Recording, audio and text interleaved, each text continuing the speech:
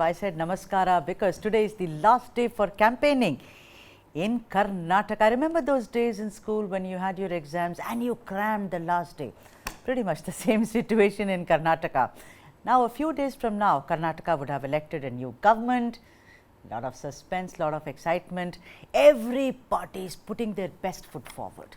But the two main political parties, that is the BJP and the Congress, are investing maximum time and a very aggressive push to get ahead of the finishing line.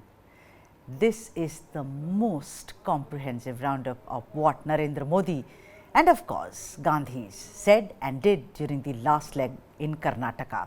A common thread or theme runs through all the three leaders. They spoke about sovereignty, they spoke about nationalism, they spoke about not just Kannadiga pride, but the pride of being an Indian. How much will this turn the tide during the last day of campaigning in Karnataka? Let's try and understand. Professor Puranik, do you think this kind of aggressive pitch by Mr. Modi, by Mr. Nadda and by Mr. Shah, it is quite potent and may change the tide of what people are thinking before they go and ink their vote? No, definitely. I concur with you and the details given by Mr. Nadda. Part of it he has highlighted what Prime Minister and Amit Shah ji have discussed with various channels and also in the public.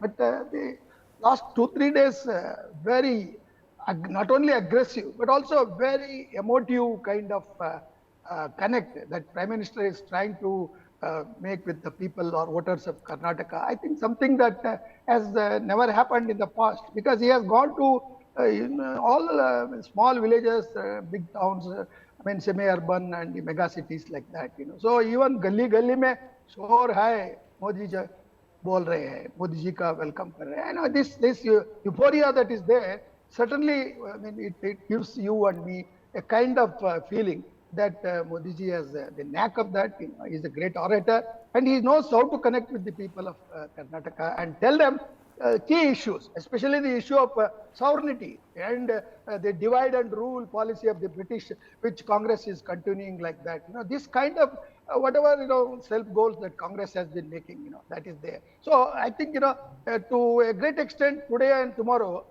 the kind of neutral voters, or as I said earlier, fence sitters, the swing makers, they will be in a position to think what is going to happen to Karnataka if we opt for Congress, because Congress has no scope to become a central government, the double engine advantage and all that. It is an advantage. I asked a couple of people in the morning walk, very ordinary people, rickshaw drivers and common people, and also retired them.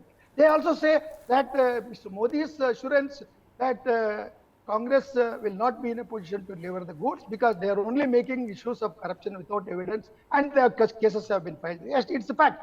Without evidence, they have been shouting, 100 lies, at time you utter lies, it becomes something acceptable to gullible people. But all of them are not gullible people. People do think. Congress has filed BJP has filed a case against Congress. So such kind of whatever evidences that are there, I think. So on the whole, as you said, to start with our debate, before Mr. Hegde takes over, I must say that Congress has committed a series of blunders, self-goals, and a kind of harakiri approach by making statements. Second thing is, we don't want Lingayats. Even BJP also, Santosh's fake news has spread like wildfire, because Lingayats are not wanted. We only want Hindutva, but Lingayats are part of Hindutva. Santosh, nobody can alienate them.